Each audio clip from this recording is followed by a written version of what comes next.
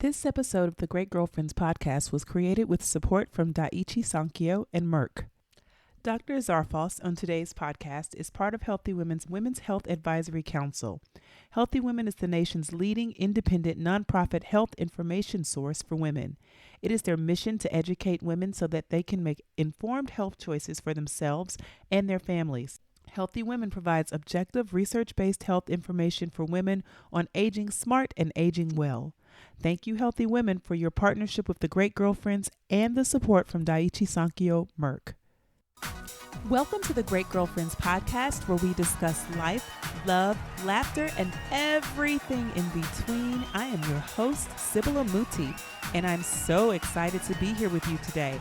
So grab your pen and paper, grab a great girlfriend, get situated, and let's get into the show. Great girlfriends, I am so truly excited because, as you know, October is Breast Cancer Awareness Month, and this is the time where we get to heighten our sensitivity and connection to all of our loved ones that have been affected by breast cancer. We get to learn so much more about the data and the compelling stories that have driven this initiative forward, and we get to be the allies and supporters in all the rooms and the creative spaces where we help to create our impact as great girlfriends. So, in true great girlfriend form, we have partnered with HealthyWomen to bring together three dynamic women, absolute game changers in every way. And we are going to today have conversation about what it means to be a great girlfriend, either as a health professional, as an advocate, as a patient, or as a friend who is in support of someone who's also going through their journey of breast cancer, healing and survival. So I'd like to introduce to you today my three guests and now my three great girlfriends that I'm so excited to meet with today. I've got Cherrod Pate, I have Dr. Kristen Zarfos, and I have Missy Peters. Hi, great girlfriends. Hi. Hey, Sybil. Energy is so good. I love it. And you know what I love most? So Dr. Zarfos has one of the most powerful resumes I've read in a very long time. And we said, so do you want us to call you Dr. Zarfos? Do you want us to call you doctor? What do you want to call? She said, well, I'm here in my medical capacity. However, I'm a great girlfriend. So Kristen. So we're like, we get to call you Kristen today. So quality time with three great girlfriends. I'm not going to do the bios because they are so long and beautiful, but I would like for you to kick off and just tell us there once was a girl, and I'll start with you, Cherrod. There once was a girl named Cherrod, and bring us up to today in terms of who you are as a woman. I know it's going to be so bulleted, but you're going to give us there once was a girl named Cherrod, all the way up to how we got to this conversation. Ooh, that is powerful. It's so powerful, but you can do it. Okay, I can do it. How many minutes I got? You have 0 seconds. I'm just playing. Go for it. Okay. So there once was a girl named Cherrod who had an incredible opportunity to learn about the concept of gratitude through a extraordinarily unorthodox way. So being from Kentucky, a small town in Kentucky, raised by a single mother, having the opportunity to live, work, and travel on every continent in the world, and also having the opportunity to work in nonprofit, in for-profit, and volunteer service organizations. It has just been phenomenal. My story is actually tied into my best friend, who is also affectionately known as Mom. And for work, I travel every week for work. And I actually was at a business dinner, and my brother, who, just kind of called me back to back, and it was on a Wednesday, said, hey, can you come to Kentucky on Friday? Which is so not in the DNA of our family. Just last minute, we're kind of planners in that. And so after a lot of digging, because I do ask questions, that's part of my job. I do that very well. He says, I get a mom is sick. And so I would say 12 hours later, I'm walking through the door of my childhood home to see my mother on the bed in a state that I have never seen her before. And so I realized that she was keeping a secret from us, which is so not like our family unit, because we're just not, we just don't hold secrets from each other. And so found out that she actually went through her first bout of chemo. So why is this important? It is because that is the foundation and how I found out about my story. So a year of us going back and forth, getting her through her treatments and going through radiation. I go to my holistic doctor who is phenomenal. So Kristen, it's always a pleasure to see a doctor's face who really helps to propel this very important diagnosis. She says, hey, Cherrod, it's very holistic. So it's like, so how are you doing mentally? How is dating? How is your family? Okay, so now that we have your mother and you are settled, it's time for you to go and let's get yourself checked out. You're not due for a mammogram, but let's just make sure. So in that, I get a mammogram, and I had to come back. Probably it was 3 days later, and then another 3 days later, and then the introduction of this thing called a biopsy that I had heard but never experienced. And I had 4 different types of biopsies that were extraordinarily and excruciatingly painful. And then I get a call about 60 days later that says, we have found cancerous cells, so politely articulated to me. And so in that, I went through my journey process. The major part of that was a 4-hour and 22-minute surgery. And the great thing is that a week ago Saturday, the last surgical garb that has anything to do with cancer has been officially retired. Yes. And so, yes, so I am beyond blessed. I will tell you that through this journey, a doctor said to me, so how far are you in your pink journey? And I was like, I love how you said that. And so I will say that through this journey, there have been tremendous blessings that I have been afforded through that. And so I do think that the only thing we really can control is our mindset to this. And so the fact that my mother was diagnosed along the same time that 4 other women were also diagnosed, and they have all transitioned, we are beyond blessed to be able to share the story and be with you here today as my girlfriend and these other amazingly powerful women as great girlfriends. So there once was a girl named Cherrod, and that is her story. Wow. Thank you, Cherrod. Thank you for sharing that. You know, we don't get to choose how we enter this experience, right? It comes to us, and then it's our responsibility to respond. Dr. Kristen Zarfos, Kristen, our great girlfriend today, you have done the work, and you have the data, and you hold the keys. And in reading your bio, I was so impassioned by the work that you do, and just learning your dedication to women, and then specifically the equity and awareness for Black women. I think that is so incredibly important. I'd love for you to share your There Once Was a Girl Named Kristen story, and how you just became such an advocate and champion for us. Well, there once was a girl named Kristen, grew up Western Maryland, very simple, blue collar background, had the opportunity to go to medical school because of affirmative action. I was in the first class where they allowed more women to go to medical school. I went to University of Maryland Medical School in downtown Baltimore. So I took care of people of color. Those were our patients. We didn't think of them as people of color. We just took care of people. That's the background. But through the evolution of being a general and vascular surgeon for 11 years and then focusing on breast cancer, I've been in downtown Hartford for a good portion of my career. I am a product of my patients. If a patient sits down with me and I have to explain, like my dear friend Cherrod, 60 days before you got your diagnosis, oh my gosh.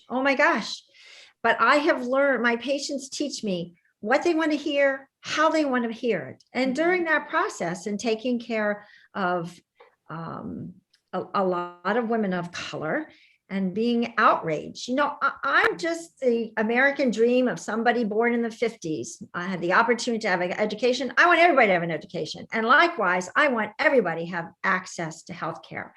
And what I have seen painfully is so many young Black women diagnosed with breast cancer because they didn't have the option to screening. Unlike Cherrod, I don't know your age, Cherrod, and you don't have to share that, but just a few statistics, which is not what this is about, but I'm answering the girl that's Kristen, because this is my mission in life right now. I still operate, I still take care of patients, but my mission is to have equitable access without it being fancy words, just common sense. Screening mammography saves lives. 40% fewer women die from breast cancer in America today compared to the 1990s.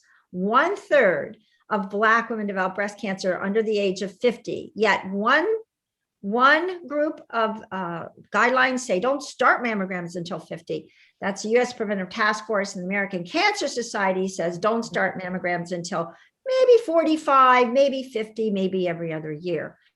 I have been the privilege, like imagine a young Black woman coming into me, okay, trusting someone of a different culture to take care of them, trusting, and the most wonderful women I've taken care of, they have taught me, who, if a 40-year-old woman had a mammogram at 38, she would not have had to face a mastectomy and chemotherapy. That is what drives me. I'm not just some, do-gooder here. These are the women I take care of. And when a patient comes to me, it's my job to advocate for her. What medicine does she need? What surgery? So this, to me, is just a part of what my role is, to be her advocate. So that is my passion. I love girlfriends. Through Mary Jane Minkin, I was introduced to girlfriends. And so such an honor it's been to be a part of today, because I later will share with you what I have learned from women, not my wisdom, what I've learned from wisdom about girlfriends and friendship and support. And I'm going to stop there. That's so good. Oh my God.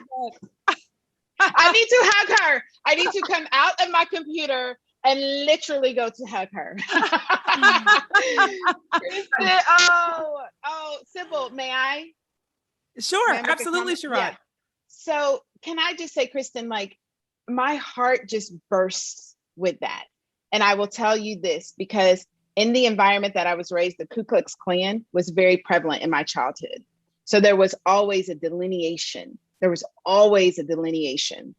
And when I hear, and I think that where I come from, like the depths of me, when I see women who are a reflection of me, who are like, yes, I shouldn't go get a mammogram until I am 45. And I think about the day that I was diagnosed. My mother flew in because I was scheduled to walk the 30-mile breast cancer walk in her honor. But I was diagnosed that day instead, but we still did it. And there was an 18-year-old girl with her mother who was diagnosed with breast cancer at 18. So this 45, and you do not feel any difference. And when you then feel something, it is too late. And like, I plead that if you hear my voice, and so I know we have the other introductions, but if you could just hear in my voice, pleading to go get checked out. It saves lives, really. And so I am so humbled and I am so grateful to sit on this panel to hear someone like you advocating for someone like me. Thank you. So good. So good. And then Missy, I know that you started your journey very early into this experience. And, when I read your bio, I felt the pain of imagining, she's going to tell, but I felt as a mom very connected to how would I feel if I had the same experience that you had in your motherhood journey. So there once was a girl named Missy. Yeah, thank you so much, Sybil. There once was a girl named Missy on Long Island, and in 8th grade in 1998, she fell in love with photography. And I grabbed my parents' point and shoot camera and became incredibly disheartened that the photos that I got back did not represent what I saw. And it was a point and shoot camera. So for Christmas that year, they got me my first fancy SLR. And that's a Nikon that I explored cultures with. I was privileged to visit different countries where people had different skin colors, different traditions, different practices. And I approached the world through this camera. And it surpassed boyfriends. It surpassed stages of my own life. I still have this camera. So this camera is so much of what led me into my journey now. I did not choose a career in it, but I ended up choosing a career path in a medical ancillary field. I make prosthetic legs. So to be educated and I have a master's degree in prosthetics. I studied undergrad at Wake Forest University and actually had a scholarship for photography. And then I chose to study prosthetics at Georgia Tech. And that prepared me where I had this career where I was involved, and I still am involved in patient care of one who has had part of their body removed. Mm-hmm. And right, that is an amputation. We don't like to use that word with breasts because that's too graphic. I have had double mastectomies and I don't even use that word amputation with my breasts. But how odd and perfect that I have spent the past 15 years of my career sitting across from people who have faced amputations. And it was part of my role to guide our conversation in a way that I could create a clinical care plan to literally get them back up on their feet and rehabilitate through this life-altering surgery and stage that they're going through. Mm-hmm. All of this to fast forward to my own diagnosis, where I have no family history of breast cancer. I was 33 years old and literally like climbing this corporate ladder for a great company that's across America in terms of prosthetic care. And I found a lump, and the worst part about it is I wasn't scared because I did not think I was at risk because I was 33 and I have no family history of disease, of breast cancer disease. So I did the right thing and I went to my doctor, and my doctor told me I had dense breasts and they are just generally lumpy. And it was because I was so dismissed and traffic was really bad that day. So I had a lot of anxiety that I was late for my appointment, that as soon as he told me he couldn't feel it, I just burst out crying because I'm like, no, this is a lump. Like, I know my body. You do not know my body. I've never met you before. Listen to me. I have a lump right here. And he felt the other side and eventually agreed to get me an ultrasound for both breasts because they both felt the same, which I ended up having to pay for the left one that I never needed. From there, they told me that it was benign. And I found out I was pregnant in the process. So when I went for my ultrasound appointment, I was 6 weeks pregnant. And they told me it was to get like super clinical on it, but I'll jump right out of that stage for anyone who is in the medical profession. It was a BI-RADS 3. BI-RADS 3 is a type of tumor that is subjective. If you ever have a BI-RADS 3 lump, right, because it's not a tumor yet, that's the whole purpose of the imaging. We haven't classified it yet. This classification means that they're 95% sure it's benign. That was me. So back out of that clinical space, back into layperson space. I said, great, I'm not worried either. Let's grow this baby. I'm so happy to become a mom. And it took until my 3rd trimester for me to turn to my husband and say, does this lump feel bigger? Wow. And he said, yeah, it does. Mind you, how many times had I been to an OBGYN? Pregnant, right? So doctors, OBGYNs, it is not their job to touch boobs these days.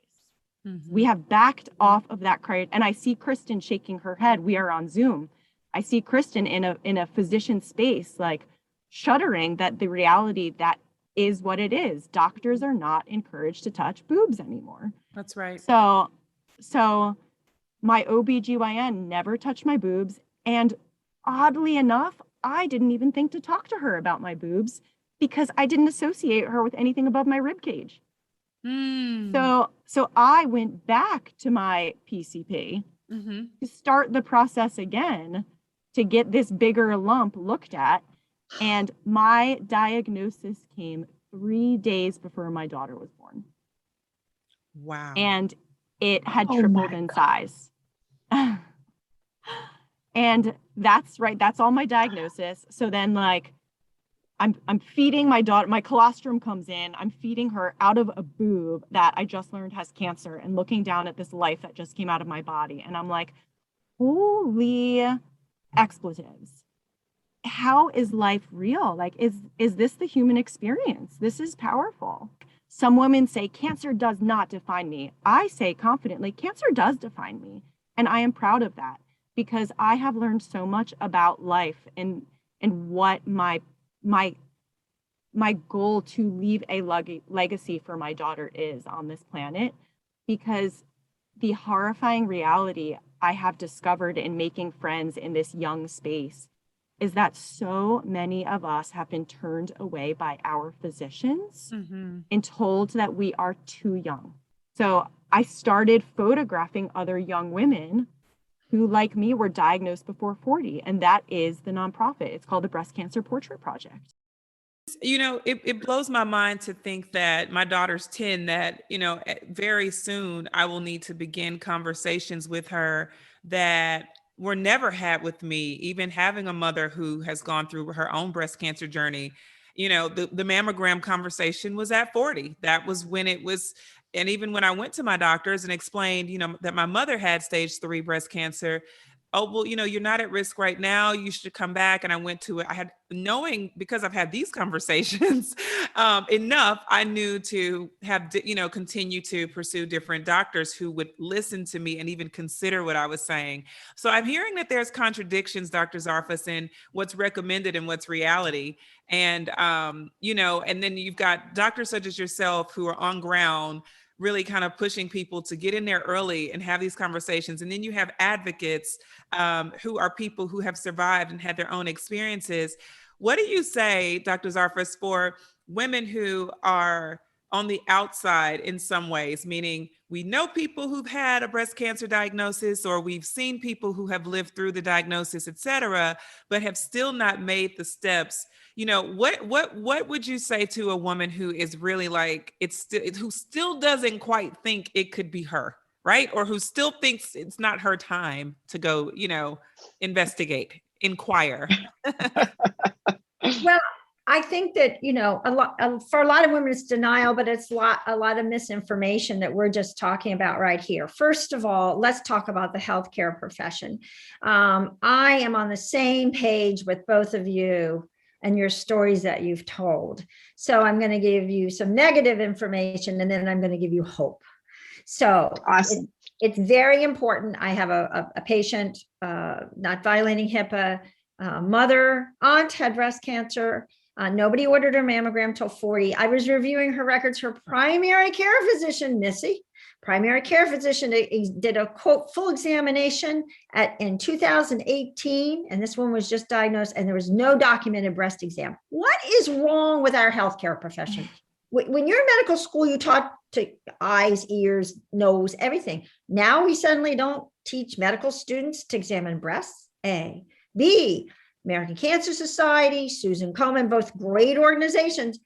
Women don't have to do self-examination. When in the world do I think it's so sexist. Oh, girls are just going to get upset.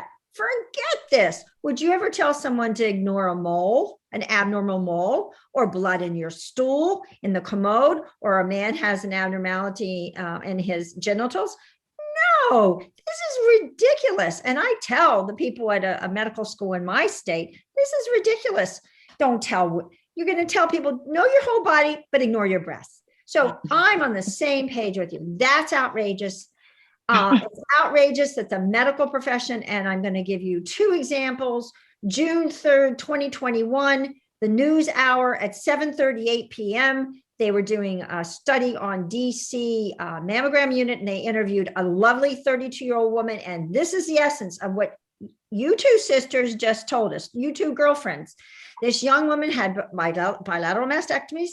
She had chemo, and she said, quote, I didn't think I was old enough to have breast cancer, and my doctor told me I was too young. So, Sybil, in a circuitous way, I'm answering your question. This podcast every way we can get the word out. And women, nobody's going to take care of you unless you take care of yourself. And if you go to a doctor or he or she blows you off, do what you two did. You need to just persist. You need to persist and say, listen to me, and in a vitriolic way or a polite way. And if they don't listen, you do what you did. You fire them, you go to somebody else. Because at the end of the day, for all of us as women, nobody's going to take care of us except ourselves. And for all those people who love us, who we're responsible for, whether it's our parents or our children, the best thing we can do for ourselves, the best gift we can give them is carve out a little time for us to take care of ourselves. I am outrageously angry at doctors blowing off women. I am angry that women can't get mammograms. But now I told you I'd give you good news, didn't I? I promise. Right. There are. Come on, Kristen. I'm giving you a standing ovation right now already. There are doctors from 14 different institutions in this country that are speaking out on changing the mammogram guidelines. Missy, this is particularly for women, for Black women, because of the statistics I share with you.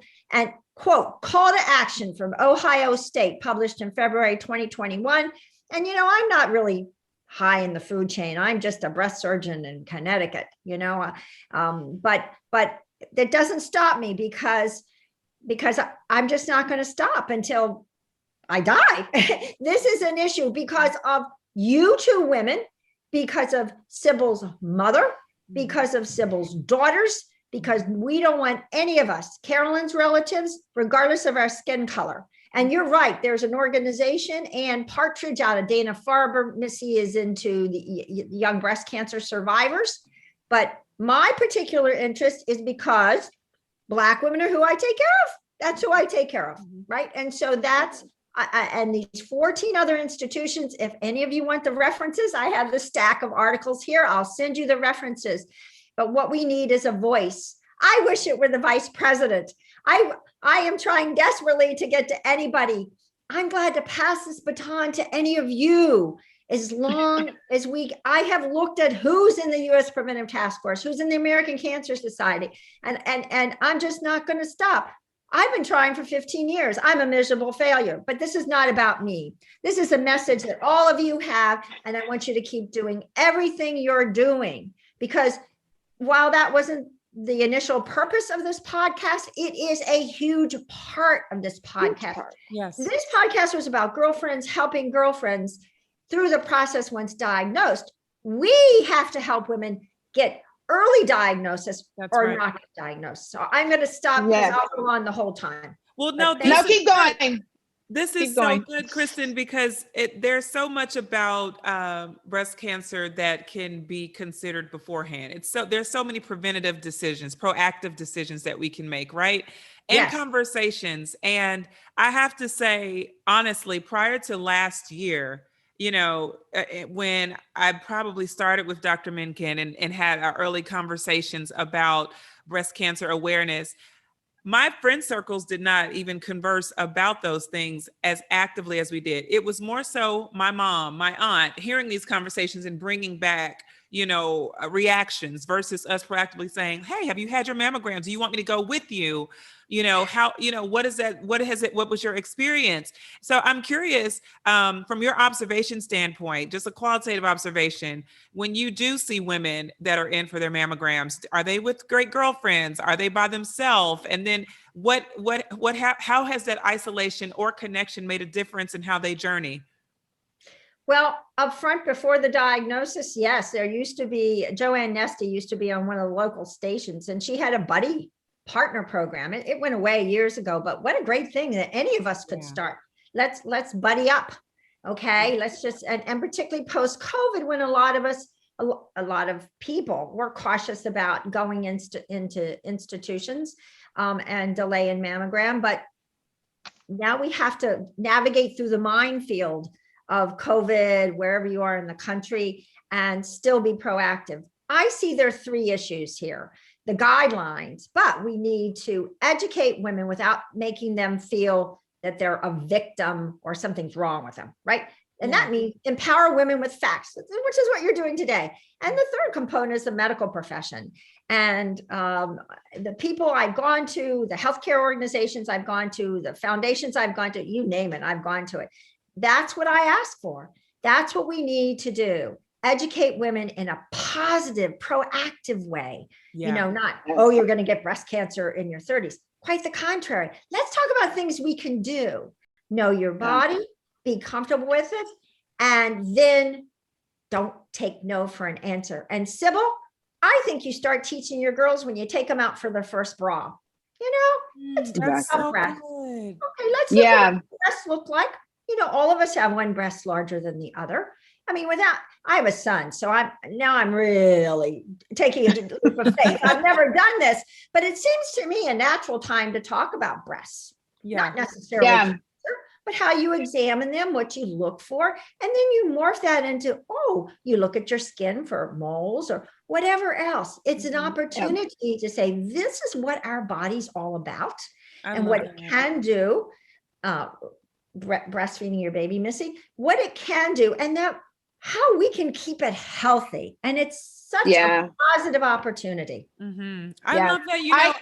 I started thinking about those self-love conversations that we're having as women, which are huge and so important and essential. And I know that one of the physical components that we could integrate or incorporate into that messaging is loving our breasts. And part of loving our breasts is attending to them in the right way, which takes away sort of the medical disposition of yikes, what's next, the negative anticipation. And it brings us into more of a nurture.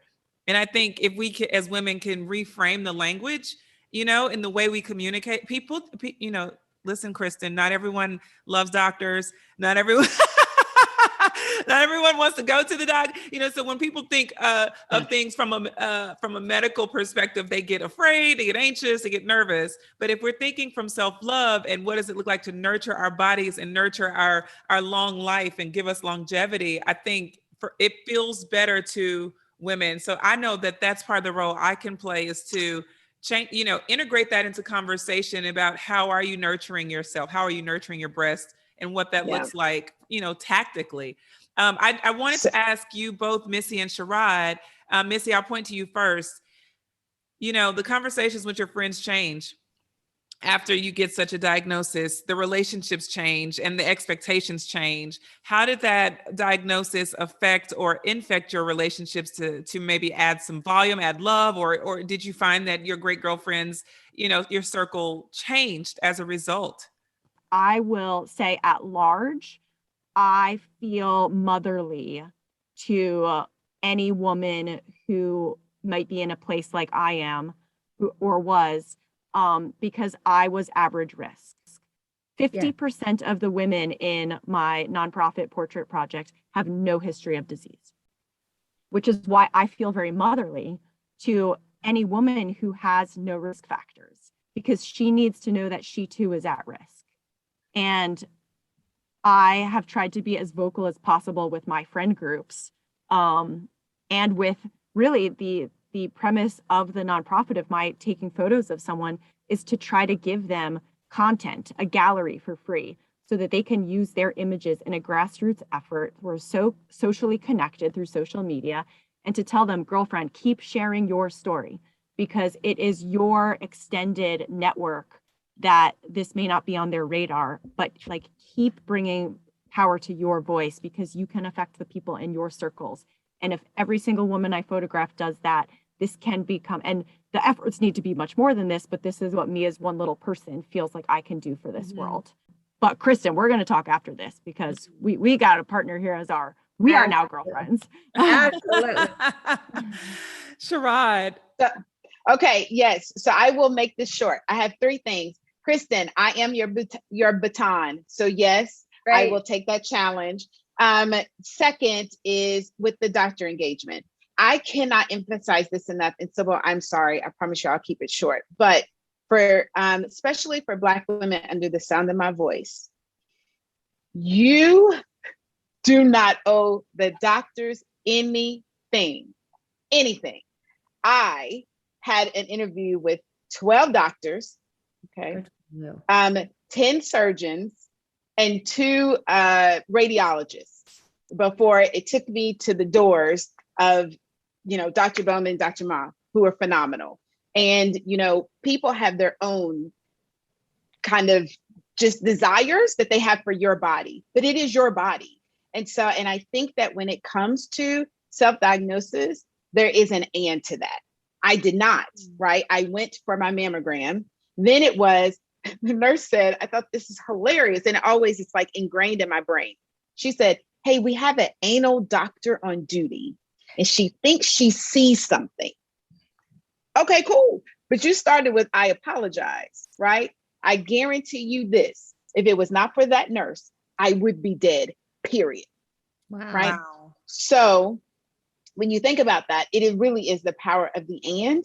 And I think that there is a culture piece to our interactions with doctors that I just feel it's imperative that I have us to rise up and know that regardless of your economic status, right, your academic stature, you have the right to ask questions. And if you do not, move on. There are too many doctors. Yes. Too many doctors. Okay. Sorry, Sybil. Okay. And with great girlfriends, I would just say catalyst. I think that it's really important to know your friend group. So I have friends that are really anal. I have friends that are, that lift me up in spirit. And so I remember this one person who I knew would help me think through everything. Hey, when's your mom coming? How are you going to get food? What time is your surgery? How long is it going to be? What is your long care plan? I have this app for you. And it just went in. Like, what other friends do I need to contact? So she was my catalyst to engagement with all of my other girlfriends. But inevitably, because of this diagnosis, I am also a catalyst. So I have the paid experience where I'm often talking about cancer and the things that we can do and how are you getting the mammograms. And so some of the kind of the biggest feedback that I have gotten is when I run into the men that have said, I have asked my wife to go get a mammogram or asked her when was the last mammogram. And then I also said, you know what, you also need to do your due diligence because men are also affected by breast cancer that is not talked about. I know this is not the forum for that, but I did just want to bring that up. Well, but it it's not the form, but we are all having a human experience, and there certainly are the men that we love, and that's right. If we can add a question or two into conversation as we love the people in our life, it makes a world of difference, right? And so, without a doubt. So I'd love to know from each one of you. Support looks different in every circumstance. Missy, you were, a brand new mother. That's a whole other, whew. It's a whole other on top of this diagnosis. And what you said as you were nursing your new baby from a breast that had the lump and your consideration of this breast has cancer. And as a mom, I'm thinking, which could probably be the most ignorant thing I'm thinking at the time, but this is my thought. I just want to be transparent since I'm with girlfriends. Am I in any way transmitting cancer to my baby? Right. So then there's the fear of, do I breastfeed while I'm, there's all those things. So none of that was missed, Missy. I just want you to know that. And, it's unfathomable what your emotional state must have been during that time. But I do want to know from you, what was one question or one choice that one of your great girlfriends made that made a difference in their ability to show up for you? Yeah, it actually surprised me. I have an immediate response, and it's not even someone that was a close friend of mine. But as we're speaking to, I had an infant, and I started chemotherapy shortly afterwards on my maternity leave. Very supportive husband, but my infant could not come in the infusion center. Rightly so. I wouldn't want here. They gown up to give us those chemo infusions. Like, I don't want my infant near that stuff either. So I had a girl that I have photography. She was a boudoir client of mine who was friendly with me. And she asked me if I needed someone to watch my baby. Mm-hmm. And I felt guilty saying yes to her. We obviously are much better friends now. Yeah. But she showed up to UC San Diego and would meet me in the waiting room. And she would walk my baby around in the stroller and change her diaper. And she let them know that they needed a changing station on the breast health floor. Because they didn't have one. Because how many women show up to the infusion center with a baby? That's right. So it was like such a physical need that I had. I needed someone to watch my child so that my husband can sit next to me. And I am in, Christy, if you are listening to this anywhere, you have made my heart a bigger place. So it's a very concrete need that sometimes anyone going through treatment, we really just need someone to watch our children for us, whether it's to nap because we need to sit on the couch and lay on the couch or our beds a little bit longer, or if it's for like surgeries, doctor's appointments, especially, oh my God, in the world of COVID right now, you can't bring children into these centers where I could at least go to follow-up appointments and bring my baby by myself or with my husband. Like we could go as a family, but you can't do that anymore with COVID. So you really need a friend, a loved one that says, I will watch your children for you. I will watch your baby for you. That was one of the greatest needs. So good. So good. Cherrod, what was one question or one choice that allowed your great girlfriends to be in position for you? Well, I put that in, I think about that in an acronym, EASE, right? So to make it easy, to really understand like what is needed. So as Missy talked about, it was someone to watch her infant, right? For someone else that has to have their bags drained that they're carrying, it may be to do that, or having to get the shot so you don't have blood clots. It's to do that. And then being accepting. So in that, the E is ease, the A is acceptance, just to accept what is happening without judgment, right? So if we're watching TV and I go to sleep, or if I'm getting chemo and it's, and I'm nervous about it, it's just being an ear, but literally just accepting where it is. If I just say, like, I had a friend that was like, I need to get a shot. I had to do a shot every day and I couldn't do it myself. And she was like, hey, I've never done a shot before, but I'll do it.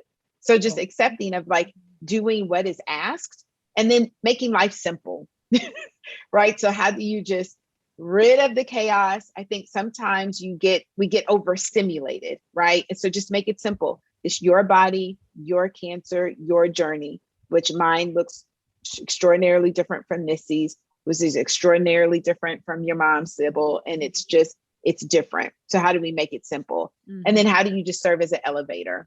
Right. So someone that really is a evolution, to your present situation. So ease. That's what I would say. I love ease. I love ease. I have to just throw this in that to that point of ease and to that point of, can you even watch my children? My parents were seniors when my mom had her diagnosis, and my father was going through his own Parkinson's experience, and my mom's great girlfriends started a food train and, made sure that they never missed a meal. And there you go. They took cards and put them all over the house. So everywhere when I go visit, there was just cards and scriptures and we love you and you're going to make it through, all that. It could be bringing me to tears to think about the things that matter when you are in distress and would like ease and would like the support, like you said, of just the presence, Missy.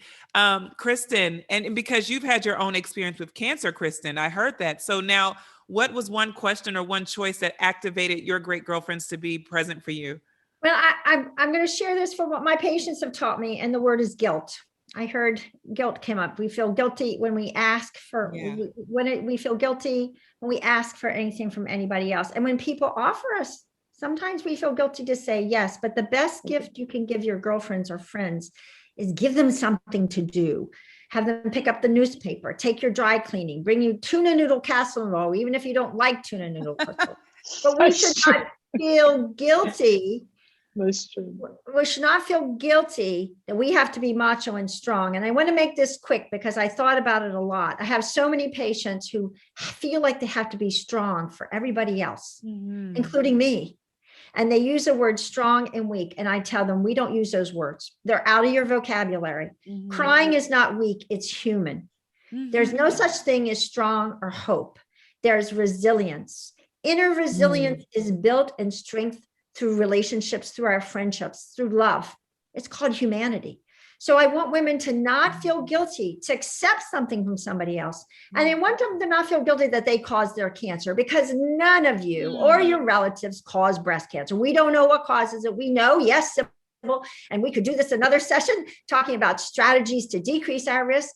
But I want women to not feel guilty they had this and they, quote, did it to their family. Because I felt like I did my colon cancer. I did it and interfered with my husband and son. They didn't make me feel that way. That was me. So we have to teach our sisters and our girlfriends, get rid of that word strong, weak, and guilt. You didn't cause your cancer, and don't feel you're imposing on someone if they want to take your baby while you're having chemo and or taking care of you when you want to take a nap.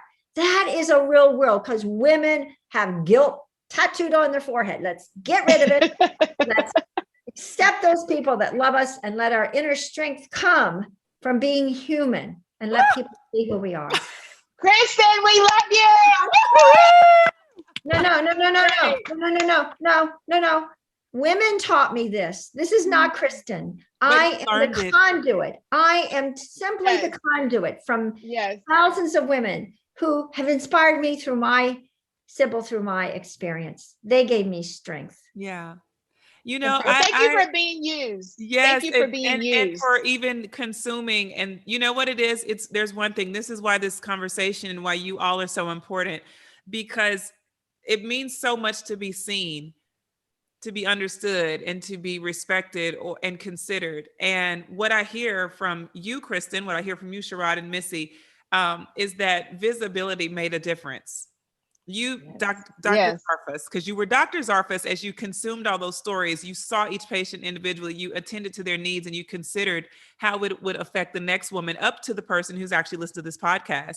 Cherrod and Missy were both seen in their journey, and it gave them the support they needed to be sitting here with us today, alive and well and vibrant and passionate about this cause and advocating for the next generation of young women and senior women, humans now, because we're even talking about men and breast health, right?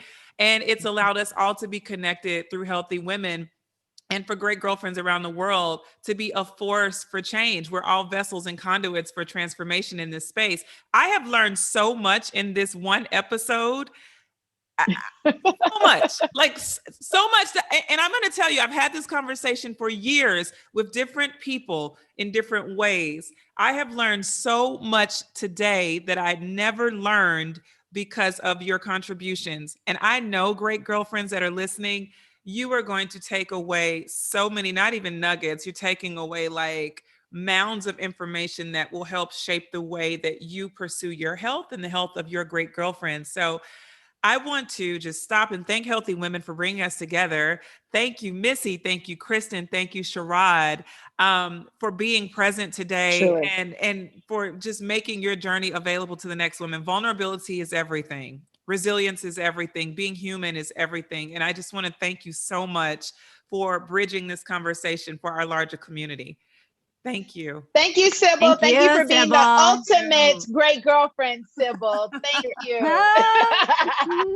I feel so empowered from hearing from all of you today. So honored to Carolyn and Stephanie for having me be a part of this. But wow, if I ever think about giving up, I'm going to remember this podcast and looking at your faces in the closet, in your lovely living room, Sybil. Wow, you've given much more to me than I've given to you today. And isn't that the world? Women helping women. That's really what we're all about. That's right. Amen. Great girlfriends, did you enjoy this week's episode of the podcast? If so, would you please give us your amazing review on iTunes? Every single review helps another great girlfriend get plugged into the podcast, into the community. Speaking of community, make sure you join our Facebook group, The Great Girlfriends. You follow us on Instagram at The Great Girlfriends and on Twitter at @the_greatGFS. Last but not least, we'd like to thank my amazing husband, Kwaku, Sam and Dilly, and all of you for being a part of the global community that makes us so strong. Please remember to share with your friends. Keep listening and keep being a great girlfriend. I'm Sybil Amuti, and I'm out. Peace.